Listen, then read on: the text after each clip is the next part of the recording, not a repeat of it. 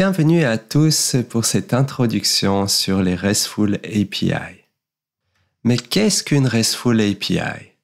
Eh bien, sachez que l'objectif de ce cours, c'est de développer des web services. Les web services, c'est en fait la possibilité qu'a une application serveur d'offrir des opérations sur des ressources à tout type de client, quel que soit le client. Le client peut être un browser, il peut être une application mobile, iOS ou Android, il peut être une application de bureau. Quel que soit le client, il aura accès aux mêmes serveurs, aux mêmes API. Il existe différentes architectures, technologies pour développer donc des web services. Pour ce cours-ci, nous avons choisi de développer des API qui répondent aux contraintes de type REST. Pourquoi avoir défini donc et choisi de développer des RESTful API? C'est parce qu'actuellement, c'est la technologie la plus robuste et la plus utilisée lorsqu'on veut mettre à disposition des opérations sur le web. Autrefois, on utilisait par exemple des web services de type SOAP où les données voyageaient à l'aide d'XML. Mais voilà, ce type de techno est en train gentiment de disparaître et ce qui a réellement pris la main là-dessus, c'est donc les applications de type REST. Alors quand on développe une RESTful API, eh bien, il faut d'abord se demander qu'est-ce qu'on entend par API. API, c'est un morceau de logiciel en fait qui met à disposition des services à des utilisateurs, des clients de ces services. Ça peut être au niveau local d'une machine. Par exemple, dans le monde Java, Java offre dans son framework des API. Et vous avez des API pour faire des calculs via l'objet math, des API pour travailler sur des dates avec des objets de type datetime ou datetime local, etc. Et vous avez des API au niveau du web. Donc, c'est ce qu'on va appeler des web services et c'est ce que vient d'être expliqué. C'est donc la possibilité d'offrir à différents clients des mêmes services. Dans le cadre d'une application REST, eh bien, les opérations qui sont mises à disposition seront faites à l'aide de URI. URI, c'est en fait le parent, le surensemble des URL. Ici, vous voyez que vous avez une URI qui est en fait ce que vous avez l'habitude de voir comme type d'URL où on voit HTTPS, le protocole, le chemin pour accéder au serveur et puis ensuite post/10, le chemin pour accéder aux ressources et de type post et à la ressource identifiée par le numéro 10 et donc ici une publication bien spécifique. Dans une application REST, pour mettre à disposition les opérations, eh bien, la méthode HTTP qui sera utilisée va définir la nature de l'opération. Par exemple, si le client fait une requête de type GET, eh bien, ce sera une opération de lecture. Si le client fait une requête de type POST, ce sera une requête de création de ressources, etc. Et dans une application REST, pour offrir donc une API, eh bien, nous allons devoir utiliser des représentations des ressources sur lesquelles nous voulons effectuer nos opérations. Ces représentations, c'est aussi ce qu'on entend souvent par media type. Alors, imaginez que vous voulez créer une pizza, eh bien, vous allez faire une requête de type POST. Vous allez mettre le chemin pour accéder à l'opération sur la pizza à l'aide de l'URI et vous allez représenter les données de la nouvelle ressource de type pizza que vous voulez créer. Vous allez devoir donner un titre à cette pizza, vous allez devoir donner un contenu à cette pizza.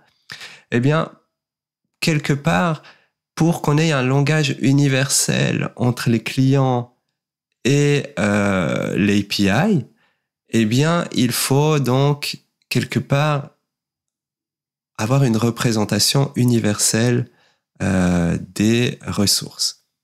Et donc, on va utiliser dans les applications RESTful le JSON principalement pour représenter donc les données qui vont être manipulées par nos opérations. JSON, c'est une façon d'écrire donc des données au format JavaScript. On verra ça plus tard dans d'autres vidéos. Autrefois, on utilisait l'XML voilà, il existe tout type de représentation de données. Ça peut être des images, ça peut être du texte, voilà. Tout type d'application REST doit répondre à un style architectural bien précis. Alors, les contraintes architecturales peuvent être très compliquées, ça va très loin. C'est des propositions qui ont été faites par les personnes qui ont mis en place les conventions REST. Nous allons ici juste voir les principales, les conventions utiles pour pouvoir développer nos API. La première, c'est on veut que tant le client et donc le client, c'est par exemple le site web qui va générer des pages HTML, que le serveur, ça va être, ici dans notre cas, l'API. Eh bien, l'API ne peut pas se trouver, ne peut pas être la même application que les applications clientes. Il faut vraiment qu'il y ait une séparation pour que finalement l'application serveur puisse être réutilisée par différents clients. On ne veut pas avoir une application par client, une application serveur par client. Sinon, on perd l'intérêt de ce type d'architecture qui est de pouvoir centraliser les services au niveau du serveur et, si nécessaire, au niveau des clients, d'avoir des clients différents. Dernière chose très importante, lorsqu'on développe une RESTful API, le serveur, donc l'application qui va offrir les opérations de notre API, eh bien, le serveur doit être stateless. Il ne peut pas avoir d'état. Qu'est-ce que ça signifie? Eh bien, ça signifie que pendant toute la durée d'une connexion entre un client et notre API, notre web service, eh bien, le serveur ne doit pas retenir d'informations sur la session. Ce qui veut dire qu'à chaque fois que le client fait une requête, c'est le job du client de donner tout le contexte nécessaire pour que sa requête puisse être traitée. Voilà, ça c'est à mettre peut-être en perspective avec des applications serveurs qui, elles, ont un état. Exemple, vous avez des applications serveurs où vous enregistrez l'identifiant de l'utilisateur qui s'est authentifié. Et pendant toute la durée de session, eh bien, vous ne demandez jamais plus aucune donnée d'authentification au client. Le serveur mémorise le fait que actuellement, pendant cette session, le client est connecté. Eh bien, dans une application REST, on ne peut pas faire ça. C'est le client qui va à chaque requête devoir prouver qu'il est authentifié. Et donc, on verra tout ça plus tard, de côté pratique, qu'est-ce que ça implique au niveau du code. Nous allons voir maintenant comment nous pourrions représenter les opérations d'une API de manière textuelle. Ici, dans le cadre d'une application, donc une API RESTful, qui offrirait des opérations pour un blog et donc pour gérer des publications. On va dire en anglais des posts. Eh bien, on voit que l'URI, en règle générale, ça va être le nom du type de ressources sur lequel on va traiter. Si on parle de post, eh bien, on va mettre post au pluriel. C'est vraiment le type de la collection et on le met, c'est les conventions, on le met au pluriel. Si on traite d'utilisateurs, par exemple, on mettra users. Ensuite, on voit que ici, la méthode HTTP, donc c'est finalement le verbe qui va être utilisé lors de la requête. Eh bien, si on fait une requête de type GET, ce sera une opération de lecture. Une requête de type POST de création, delete pour effacer, put ou patch aussi, pour une mise à jour de ressources. Alors ici, on voit aussi, c'est très important, que si on met aucun identifiant dans le chemin spécifique, eh bien ça veut dire que c'est toutes les ressources d'un certain type. Et donc ça, c'est vraiment la lecture de tous les posts. Si maintenant on voulait lire juste un post, eh bien on va mettre / et l'identifiant du post. Un identifiant, c'est parfois un numéro, parfois une string, voilà. Ensuite, ce qu'on voit, c'est que lorsqu'on fait une requête, eh bien, en règle générale, on va avoir ici ce qu'on appelle un base path. Donc ça, c'est la base du chemin pour accéder au serveur. Il y a le protocole ici, HTTP ou HTTPS. Et puis ensuite, il y a le chemin qui nous amène au serveur.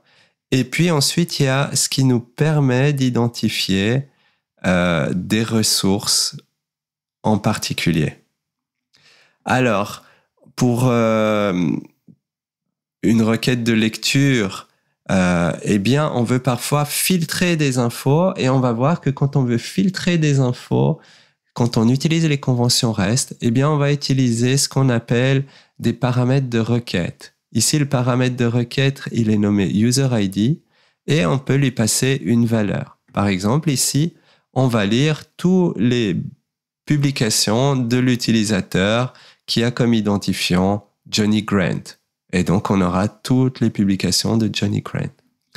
Quand on veut effacer une publication, eh bien, on va devoir, ici, on voit, donner l'identifiant de la ressource qu'on veut effacer. Et là, on a un exemple. On veut effacer la ressource dont l'identifiant vaut 14. Voilà, c'est tout pour cette première introduction un peu théorique.